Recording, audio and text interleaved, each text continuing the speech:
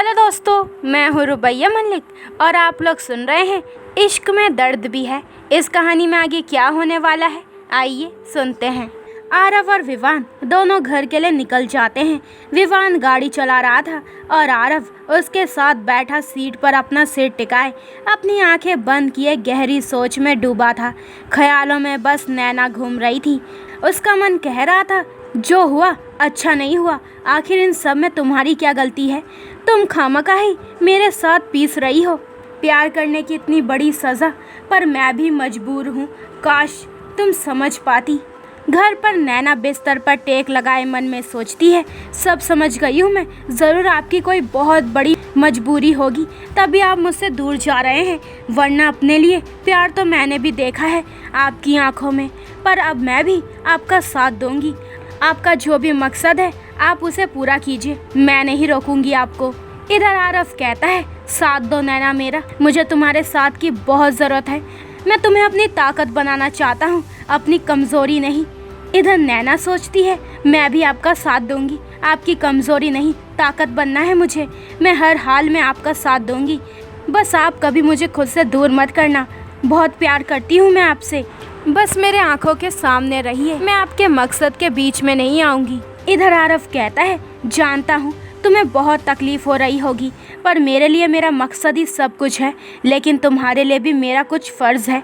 मैं तुम्हें अब और तकलीफ़ नहीं दे सकता, प्यार ना सही पर थोड़ी सी खुशी तो दे सकता हूँ ना। अब से मैं तुम्हें खुद के करीब आने से नहीं रोकूंगा और ना ही तुमसे भागूंगा। इधर नैना सोचती है, अब से मैं आपको अपने करीब आने के लिए या मुझसे प्यार करने के लिए मजबूर नहीं करूंगी। आप नहीं चाहते ना कि मैं आपके करीब आऊं, तो नहीं आऊंगी, बस दूर से देख लिया करूंगी। दोनों ही बंद आंखों से एक दूसरे के बारे में सोच रहे थे। दोनों के ही आंखों के किनारे भीगे हुए थे। दोनों ही एक दूसरे को बेहिसाब प्यार करते थे और अब दोनों ही एक दूसरे की खुशी के लिए जीना चाहते थे। जहां आरव ने सोच लिया था कि वो अब नैना को अपने करीब आने से नहीं रोकेगा, वहीं नैना ने ये सोच लिया था कि वो आरव के करीब नहीं आएगी, वो आरव को खुद से प्यार करने के लिए मजबूर नहीं करेगी। नैना अभी भी बिस्तर पर टेक लगाए मन में सोचती है, मैं आपको मजबूर नहीं करूंगी कि मेरे करीब आओ या अपने प्यार का इजहार करो, नहीं, जब तक आप खुद चलकर मेरे पास ना आ जाए मैं कभी आपको तंग नहीं करूंगी। पर इसका मतलब ये नहीं है कि मैं आपसे प्यार करना छोड़ दूंगी, नहीं, बल्कि आपसे तो हर लम्हा हर घड़ी मुझे और भी प्यार होता जा रहा है। ये सब सोचते सोचते वो उठती है और अपने बर्तन उठाकर नीचे जाने लगती है। ठीक उसी वक्त आरव घर वापस आता है। आगे विवान और पीछे आरव, सामने सीढ़ियों से उतरती नैना। नैना को देखकर दोनों के कदम वहीं रुक जाते हैं। अभी तक नैना ने आरव को नहीं देखा था। जहां आरव नैना को देखकर मन में कहता है, मुझे यकीन नहीं होता कि कोई मुझसे भी इतना प्यार कर सकता है और बदले में मैं उसे कोई खुशी नहीं दे पा रहा हूँ। ये कैसी मोहब्बत है मेरी, जिसमें सिर्फ दर्द ही दर्द है। तो वहीं विवान उसे देखकर मन में कहता है, हाँ, मुझे तो लगा था कि ये भगवान को प्यारी हो गई होगी, पर ये तो सही सलामत है, इतनी आसानी से ये पीछा नहीं छोड़ेगी। ये सोचते सोचते वो अपने कमरे में चला जाता है। सीढ़ियों से उतरती नैना की नज़र जैसे ही आरव पे पड़ती है तो उसकी धड़कनें बढ़ जाती है, उसके कदम वहीं रुक जाते हैं। दोनों ही एक दूसरे को जी भर कर देख रहे थे। दोनों को ही एक दूसरे की आंखों में बेहिसाब प्यार नज़र आ रहा था। जैसे ही दोनों को होश आता है, दोनों ही अपनी नज़रें फेर लेते हैं। नैना वापस नीचे आने लगती है। आरव उसके पास जाते हुए अपने चेहरे पर सख्ती लाते हुए कहता है, क्या कर रही हो तुम? तबीयत खराब है पर आराम नहीं कर सकती है ना? नैना एक नज़र उसकी तरफ देखती है, फिर वापस अपनी नज़रें नीची करके कहती है, आपको कैसे पता कि मेरी तबीयत खराब है? ये सुनते ही आरव एकदम से सकपका जाता है। उसे ये याद ही नहीं रहता कि नैना की नज़र में तो वो उसे बचाने आया ही नहीं था। पीछे से माधव कहता है, वो भाई को मैंने बताया था फ़ोन करके कि तुम्हारी तबीयत खराब है। ये सुनते ही आरव चैन की सांस लेता है, लेकिन नैना मन ही मन मुस्कुरा उठती है। आरव नैना के हाथ से बर्तन छीनकर माधव को दे देता है। माधव भी बर्तन लेकर चुपचाप चला जाता है। नैना अब भी वहीं खड़ी थी। आरव अपने कमरे में जाने लगता है, लेकिन फिर वापस नैना के पास जाकर कहता है, खाना खाया? नैना सर हिलाकर हाँ का इशारा करती है। फिर आरव कहता है, दवाई? नैना ना में सर हिलाती है। उसे पता है कि इस वक्त आरव उसे घूरकर देख रहा होगा, इसलिए वो एक बार भी आरव की तरफ नहीं देखती। आरव एक झटके से नैना का हाथ पकड़कर ऊपर उसके कमरे में ले जाता है। अंदर जाकर वो एकदम से नैना का हाथ छोड़ देता है और टेबल से उसकी दवाई उठाकर नैना के हाथ में रख देता है। फिर पानी का गिलास उसके सामने करता है। नैना बिना कुछ बोले दवाई खा लेती है। आरव अपने कमरे में जाने लगता है। नैना पीछे से कहती है, आपके लिए खाना लाऊं? आरव बिना उसकी तरफ पलटे कहता है, ठीक है, लेकर आओ। ये कहकर वो अपने कमरे में चला जाता है। नैना को तो अपने कानों पर यकीन ही नहीं हो रहा था। वो चहकते हुए कहती है, ये आरव जी ही थे ना? मैंने खाने के लिए पूछा और वो इतनी आसानी से मान गए। मैं सपना तो नहीं देख रही ना? मुस्कान तो उसके होठों पर से हटने का नाम ही नहीं ले रही थी। दरवाजे पर खड़ा आरव उसकी मासूमियत पर हल्का हल्का मुस्कुरा रहा था।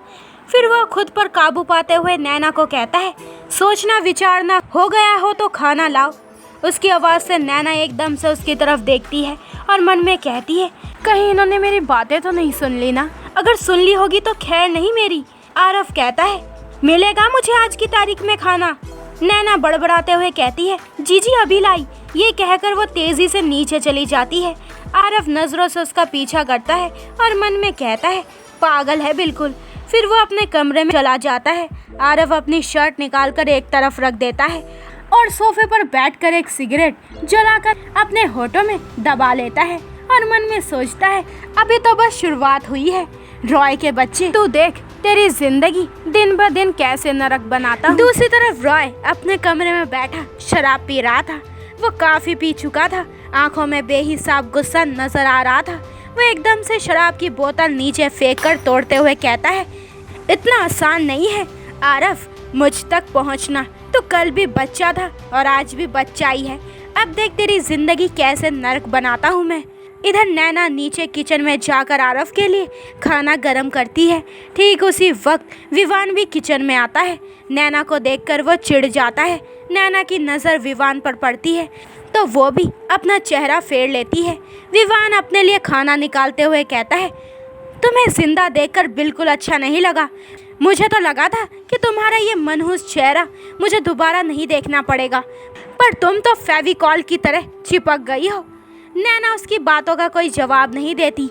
वो उसे नज़रअंदाज करके जाने लगती है, जो काफ़ी था विवान के गुस्से को बढ़ाने के लिए। वो एकदम से उसके सामने जाकर बेहद गुस्से से कहता है, दुआ करना कि मुझे तुम्हारे खिलाफ कोई सबूत ना मिले, वरना तुम्हारी मौत तो मेरे ही हाथों होगी। ये कहकर वो गुस्से से उसे घूरता हुआ अपने खाने की प्लेट उठाकर वहाँ से चला जाता है। नैना उसकी बातों को हवा में उड़ाते हुए आरव के लिए खाना लेकर उसके कमरे की तरफ बढ़ जाती है। वो कमरे के सामने जाती है। गेट खुला हुआ था। नैना अंदर जाकर देखती है कि आरव सोफे पर ही सो गया है और इस वक्त वो किसी छोटे बच्चे की तरफ बहुत ही प्यारा लग रहा था। नैना वहीं दरवाजे से टेक लगाकर पहले उसे जी भर कर देखती है। आखिर कितने दिनों बाद वो उसे ऐसे अपने सामने और अपने इतने करीब देख रही थी। सुकून मिल गया था उसको वापस। फिर उसे ख्याल आता है कि आरव बिना खाना खाए ही सो गया है, लेकिन वो सोते वक्त इतना मासूम लग रहा था कि नैना का दिल ही नहीं कर रहा था उसे उठाने के लिए। वो धीरे से अंदर जाती है और खाने की प्लेट टेबल पर ढककर रख देती है। फिर आरव के ऊपर उठाने लगती है। कंबल डालते वक्त उसका हाथ आरव के सीने पर लग जाता है, जिससे उसको पता चलता है कि आरव बुखार से तप रहा है। आखिर भीगा तो आरव भी नैना के बराबर ही था। नैना एकदम से उसके माथे को छूते हुए कहती है, हे भगवान, ये तो बुखार से तप रहे हैं। वो आरव को कंबल से पूरा कवर करके जल्दी नीचे जाती है और माधव के पास जाकर कहती है, माधव भैया जल्दी से डॉक्टर को बुलाइए, उन्हें बहुत बुखार है। ये सुनकर माधव कहता है, ये तो होना ही था। आखिर जितना टाइम तुम बारिश में भीगी हो उतना ही टाइम भाई भी भीगे हैं। ये सुनते ही नैना मन में कहती है, इतना प्यार दबा रखा है आपने अपने अंदर मेरे लिए। माधव जल्दी से डॉक्टर को फ़ोन करता है, पर डॉक्टर का नंबर नहीं लग रहा था। अचानक से फिर से बहुत तेज़ बारिश शुरू हो जाती है। माधव कहता है, मुझे नहीं लगता कि डॉक्टर यहाँ तक पहुँच पाएंगे। नैना जल्दी से ठंडा पानी एक बर्तन में लेकर आरव के कमरे की तरफ जाते हुए कहती है, मेरे साथ आइए माधव भैया। वो दोनों जल्दी से आरव के पास जाते हैं। ठंडी हवा चल रही थी जिससे आरव को ठंड लग रही थी। नैना उसके पास जाकर ज़मीन पर बैठकर उसके माथे पर ठंडे पानी की पट्टी रखने लगती है। साथ साथ माधव से कहती है, भैया जल्दी से बालकनी का दरवाज़ा बंद करो। माधव फटाफट से बालकनी का दरवाज़ा बंद करता है और फिर रूम का हीटर चालू करता है। नैना आरव के पास बैठी उसके माथे पर ठंडी पट्टी रख रही थी। उसकी आंखों में आंसू थे और मन में कह रही थी, ये सब मेरी वजह से हुआ है। ना ही मैं बारिश में भीगती और ना ही आरव जी। उसके आंसू गिरकर उसके गालों पर आ जाते हैं। माधव उसकी तरफ देखकर कहता है, रोती क्यों हो? मामूली सा बुखार है, सुबह तक तो भाई बिल्कुल ठीक हो जाएंगे। नैना रोते हुए कहती है, ये सब मेरी वजह से हुआ है, मेरी वजह से आरव जी की तबीयत। माधव उसको देखकर मन में कहता है, शायद यही वजह है जो आरव भाई तुम्हें अपने करीब नहीं आने देते। वो तुम्हारी कमज़ोरी बनते जा रहे हैं और वो नहीं चाहते कि तुम इस तरीके से टूट जाओ। नैना रोती जा रही थी और आरव के माथे पर ठंडे पानी की पट्टी रखते जा रही थी। माधव उसे देखकर मन में कहता है, समझ नहीं आता ये लड़की सही है या विवान भैया।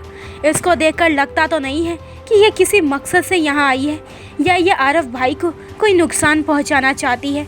वो उसे दिलासा देते हुए कहता है, चुप हो जाओ, कुछ नहीं होगा आरव भाई को। जाओ तुम भी आराम करो, तुम्हारी भी तबीयत ठीक नहीं है, मैं हूँ यहाँ। नैना कहती है, नहीं, अपने आरव जी को छोड़कर मैं कहीं नहीं जाऊंगी और भैया प्लीज़ आप इस बारे में मुझे अब कुछ नहीं बोलेंगे। माधव समझ जाता है कि नैना उसकी एक नहीं सुनेगी। वो वहाँ से उठते हुए कहता है, ठीक है, पर मैं तुम्हारे लिए चाय लेकर आता हूँ, वो तो पी लोगी ना? नैना सर हिलाकर हाँ का इशारा करती है। माधव चाय बनाने चला जाता है। विवान भी अभी जाग रहा था। किचन से आती खटपट की आवाज़ से विवान कहता है, ये इतनी रात को माधव क्या कर रहा है किचन में? जाकर देखता हूँ। ऊपर नैना बस आरव के माथे पर लगातार ठंडे पानी की पट्टी रख रही थी। वो अभी भी ज़मीन पर ही बैठी थी। हालांकि रूम में हीटर चालू था इसलिए उसे इतनी ठंड नहीं लग रही थी। वो आरव के माथे पर हाथ लगाकर देखती है। बुखार अब पहले से काफ़ी कम हो गया था। ये देखकर नैना राहत की सांस लेती है। इधर नीचे विवान कहता है, ये इतनी रात को किसके लिए चाय बना रहा है माधव?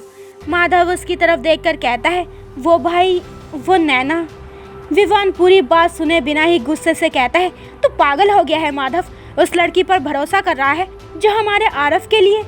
माधव बीच में ही कहता है, मुझे नहीं पता भाई कि कौन गलत है और कौन सही है, पर मुझे इतना पता है कि इस वक्त आरव भाई की तबीयत खराब है और वो लड़की आरव भाई का ध्यान रख रही है, उनके लिए रो रही है, जिसकी खुद की तबीयत खराब है पर उसे अपनी कोई चिंता नहीं है। ये सुनते ही विवान कहता है, क्या हुआ आरव को? मैं देख कर आता हूँ। पीछे से माधव कहता है, विवान भाई जा रहे हो तो ये चाय भी ले जाइए। विवान बिना कुछ बोले चाय का कप पकड़ लेता है और ऊपर चला जाता है। आरव के कमरे का दरवाज़ा पूरी तरह से बंद नहीं था, हालांकि हल्का सा खुला हुआ था। विवान धीरे से गेट खोलता है और अंदर जाता है। जैसे ही उसकी नज़र दोनों पे पड़ती है, आरव जो गहरी नींद में था और उसने मजबूती से नैना का हाथ पकड़ रखा था और नैना वहीं ज़मीन पर बैठे बैठे आरव के सीने पर सर रखकर सो गई थी। विवान एकटक दोनों को देख रहा था। वो चाय का कप टेबल पर रख देता है। आरव को तो नैना ने कंबल उड़ा दिया था, पर खुद वो ऐसे ही ज़मीन पर बैठी थी और उसे भी ठंड लग रही थी, चाहे नींद में ही सही, लेकिन दोनों ने एक दूसरे का हाथ बहुत मजबूती से पकड़ रखा था। तो दोस्तों, ये वाला एपिसोड यहीं पे ख़त्म होता है। अगले एपिसोड में जानेंगे कि इस कहानी में आगे क्या होने वाला है। आखिर इन तीनों की ज़िंदगी में आगे क्या लिखा हुआ है, आखिर इस कहानी में कौन सा नया मोड़ आने वाला है। तो आगे के एपिसोड और भी इंटरेस्टिंग होने वाले हैं, तो मेरे चैनल को जल्दी से सब्सक्राइब करें ताकि आपको मेरे न्यू एपिसोड के नोटिफिकेशन सबसे पहले मिल जाए। लाइक शेयर करें और कमेंट्स करके मुझे ज़रूर बताएं कि आप लोगों को ये स्टोरी कैसी लग रही है। अपना ख्याल रखें। बाय दोस्तों।